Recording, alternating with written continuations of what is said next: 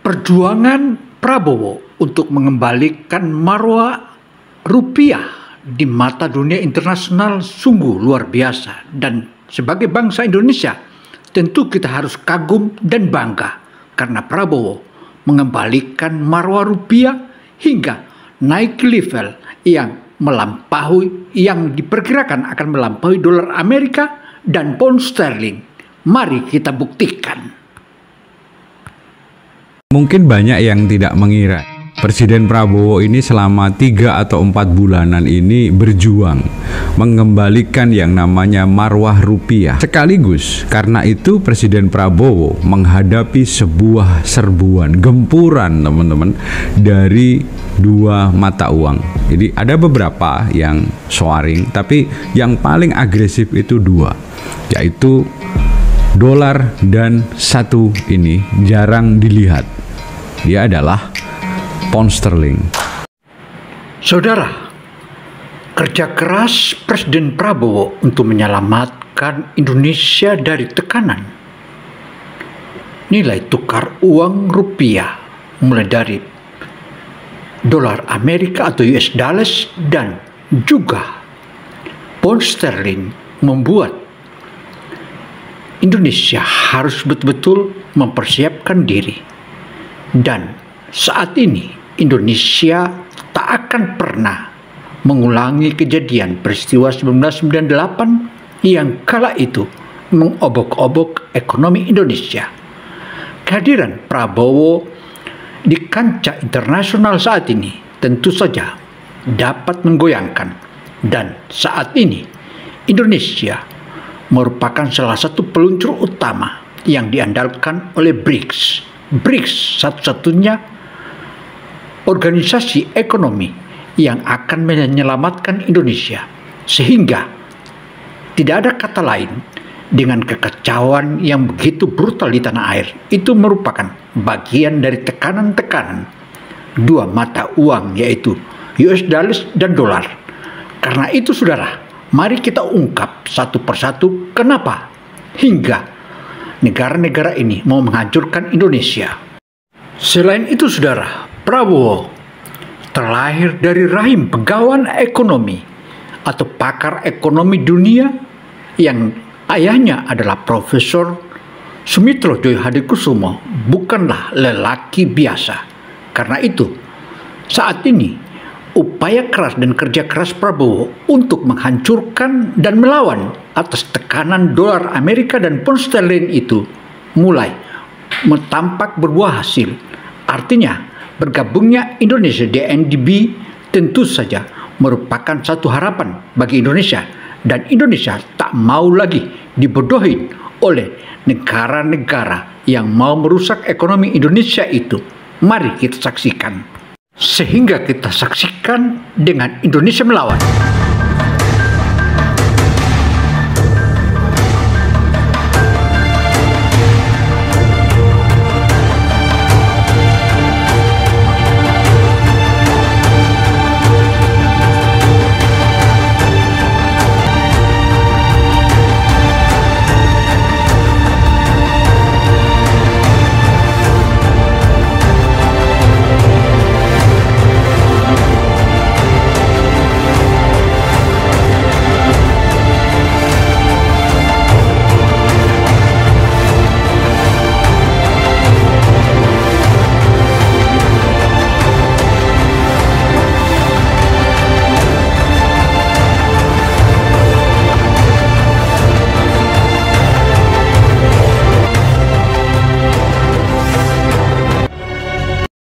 Saudara, Indonesia melawan ini bukanlah melawan sembarangan, tetapi dia bukan sendiri dan Indonesia bukan sendiri. Tentu saja akan sangat kuat dan sangatlah kekuatannya maha dahsyat. Teman-teman bisa lihat betapa tajamnya, dan ini ada efeknya ke bursa. Kemudian ada yang mau ancam mata uang kita. Ada juga mau ancam. Saudara-saudara, Indonesia sejak tahun 98 itu terikat seperti dicengkram yang namanya dolar. Dampaknya adalah teman-teman, negeri yang tercengkram oleh mata uang lain, dia lebih mudah digoyang ya dengan sedikit saja sanksi terhadap counterpartnya atau negeri itu sendiri, dia akan goyang.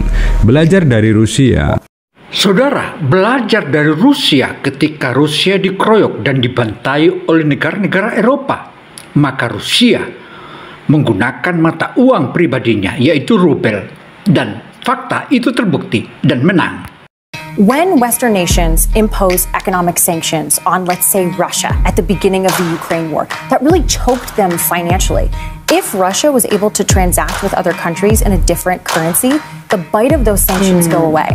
Pada sekitar awal beliau dilantik, BRICS ingin membuat mata uang baru. Nah, ini suatu celah, windows opportunity untuk Indonesia kembali memperkuat rupiahnya.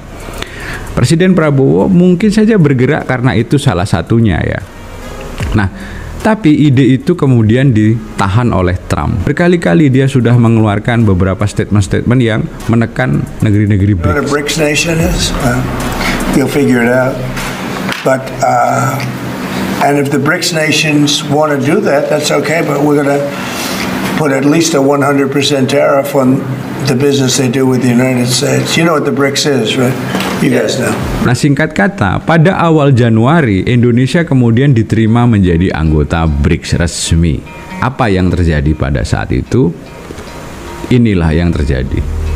Teman-teman bisa perhatikan, terutama kurs yang paling agresif ini pound sterling. Dan sebagai catatan teman-teman, bergeraknya pound sterling maupun dolar ini belum tentu administrasi pemerintahan mereka yang bergerak gitu ya. Belum tentu, karena pasar mata uang itu juga dihuni yang namanya spekulator, mafia, dan macam-macam bentuknya. Dan ini disusul oleh yang namanya indeks, teman. Kenaikan kurs ini sangat anomali. Anomalinya kenapa? Ada suatu logika, teman-teman, di pasar uang. Jika sebuah negara mengalami surplus neraca perdagangan dengan counterpartnya, maka otomatis yang surplus ini memiliki devisa lebih kuat. Tentunya seperti itu ceteris paribusnya. Dan saudara, tahukah kalian, di tahun 1998 Indonesia itu mengalami krisis ekonomi. Itu dikarenakan oleh kejahatan Soros. Mari kita saksikan lagi. Tapi yang terjadi di sini, Indonesia itu ternyata memiliki surplus perdagangan dengan Inggris sangat besar, teman-teman. Kenapa kok justru mata uang Indonesia tertekan? Kita bedah bagaimana struktur ekspor Indonesia ke Inggris. Kita bisa analisa bersama ya. Ternyata RI itu justru surplus perdagangan dengan Inggris. Logikanya, RI mendapat banyak devisa dari 2024 bahkan tahun-tahun ke belakang. Secara fundamental, seharusnya pound sterling yang tertekan. Tapi di sini yang terjadi terbalik. Apakah ini kreasi spekulan atau Soros kah? Saudara, Presiden Prabowo sudah mengingatkan kita bahwa kita akan berhadapan lagi. Tetapi kali ini kita tak mungkin dikalahkan karena kita bersama BRICS dan akan melawan mereka. Kita tidak tahu. Ataukah ini sebuah hukuman gara-gara 10 besar ekonomi dunia yaitu RI gabung BRICS? Kemarin Direktur Banknya BRICS itu datang ke Indonesia menyampaikan kepada Presiden Prabowo bahwa mereka diterima. Have Indonesia inside the bank. So for me is of great importance. What happened this today. Pentingnya apa masuk ke dalam NDB bagi rupiah? Satu, teman-teman, NDB ini juga memberikan satu pendanaan. Nah, harapannya adalah pendanaan dari NDB ini tidak menggunakan mata uang dolar. Tadi, teman-teman, cengkraman dolar masuk itu karena akibat utang dalam bentuk dolar. Ini juga sebuah gebrakan bagi perdagangan anggota-anggota BRICS, teman-teman. Karena apa? Bisa terjadi nantinya swap khusus, ya, currency swap khusus antar anggota BRICS. Yang selama ini itu dilakukan bilateral oleh bank sentral masing-masing, antara Bank Sentral Indonesia dengan bank sentral counterpartnya. Misalkan dengan Jepang, kemudian dengan Tiongkok, dan lain sebagainya. Itu dikenal dengan sistem LC-BSA. Nah, NDB ini tentu bisa menjembatani LC-BSA model mereka yang mungkin lebih lunak lagi, lebih bagus lagi. Atau dia bisa menjembatani multilateral currency swap agreement. Nah, ini akan berdampak lebih kuat dari LCBSA. Artinya masing-masing anggota BRIC dalam berdagang ini tidak kesulitan atau kebingungan mata uang, harus menggunakan kurs ketiga yaitu US dollar, which is dia nggak ikut apa-apa, nggak ikut berdagang, tapi kecipratan hegemoni seperti itu, teman-teman. Yang paling ditunggu-tunggu adalah Indonesia sangat bersyukur dengan hadirnya Prabowo sebagai seorang senior yang sudah berpengalaman dan melewati peristiwa tragedi penghancuran ekonomi kita di tahun 1998. Bagaimana BRICS itu berpotensi membuat sebuah mata uang baru. Ini merupakan opportunity bagi Indonesia lepas dari cengkraman yang namanya US dollar, teman-teman. Mata uang baru inilah yang didorong oleh Indonesia melalui tangan dingin Presiden Prabowo. Tentu saja ini merupakan harapan bangsa kita dan dari sinilah Indonesia akan menghancurkan dolar. Artinya karena niat buruk mereka untuk mau merusak mata uang kita atau mau merusak ekonomi kita, maka saatnya Indonesia melawan melalui kerjasama dengan BRICS dan NDB. Inilah kekuatan besar Indonesia di masa mendatang. Apalagi mata uang ini bisa juga menjadi sebuah pembalasan, retaliation bagi Amerika Serikat. Dan ini sudah diwaspadai oleh banyak pengamat ekonom di sana, teman-teman. Apabila BRIC ini berhasil membangun sebuah mata uang, akibatnya dia akan lebih kuat mungkin daripada euro. Kok bisa? Karena apa? BRIC ini memiliki satu tulang punggung yang unik dan misterius, teman-teman, yaitu yuan. Yuan ini berapa power buying realnya itu siapa yang bisa menghitung kecuali administrasi Presiden Xi Jinping, kecuali PBOC ya, Bank Sentral Tiongkok. Karena apa? Dia merupakan mata uang yang dipeget, teman-teman.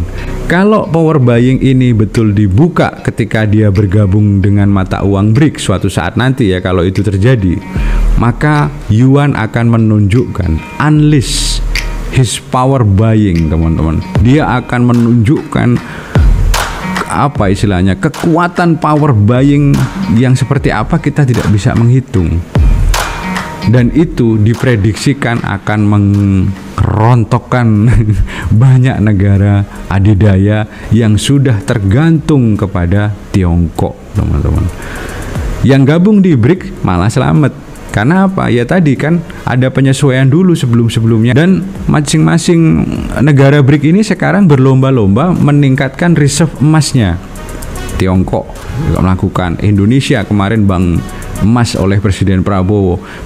Karena itu saudara, kalau ada yang belum paham tentang bagaimana pendirian bank emas di Indonesia itu merupakan jawaban dan kesiapan pemerintahan Prabowo untuk melawan penghancuran ekonomi Indonesia. Ini kayak bersama-sama nih bergerak memperkuat sesuatu, dan biasanya mata uang yang akan lahir kemudian di backup oleh gold, dia akan kuat sekali, teman-teman. Nah, itu artinya ada sebuah perencanaan masa depan. Apakah nanti Presiden Prabowo mampu melepaskan rupiah terhadap dolar? Kita tunggu, teman-teman ya. Dan kita harus doakan, sekaligus kita berikan apresiasi kepada Presiden Prabowo jika telah mampu ya membimbing dan kemarin membina PSSI ya, sehingga timnas memenangkan laga melawan Bahrain dan tidak keluar dari kualifikasi Piala Dunia. Jadi kesimpulan sementaranya, ini ada sesuatu ya yang menggerakkan kurs rupiah dibanding dolar ataupun pound sterling. Analisanya bertujuan untuk membendung langkah Presiden Prabowo mengembalikan marwah rupiah melalui bergabung BRICS yang berencana membuat mata uang bersama yang sangat dikhawatirkan oleh Presiden Amerika Trump setelah NDB berdiri dan kini diperkuat oleh RI, di mana jangka pendeknya NDB ini juga bisa memperkuat fasilitas currency swap untuk Indonesia. Hal ini bisa saja membuat gusar para penunggu dolar yang sudah lama menikmati menguatnya dolar dan pound sterling juga menimbulkan efek kekhawatiran pada pasar modal. Dan bila kita teliti lagi, sebelum IHSG rontok, itu lebih dulu mata uang rupiah yang terjatuh. Saudara, apa yang dilakukan dan perjuangan Prabowo yang saat ini tengah mendapat tantangan dari dalam negeri dengan demo yang begitu kencang itu bukan berarti demo sembarangan atau barusan muncul tiba-tiba. Itu adalah kolaborasi kalangan koruptor dengan mafia migas serta mafia pertukaran uang yang rencana besar mereka akan menghancurkan ekonomi kita. Tetapi Indonesia tak sendiri dan Indonesia tidak tidur. Di era Presiden Prabowo ini bukan saja pintar atau pandai berperang dalam hal militer, melainkan juga karena dia adalah terlahir dari seorang anak banggawan ekonomi. Tentu saja Prabowo sangat memahami ekonomi dan permainan ekonomi di dunia. Kehancuran kita yang pernah terjadi di itu tak mungkin terulang lagi. Saat ini Indonesia melawan.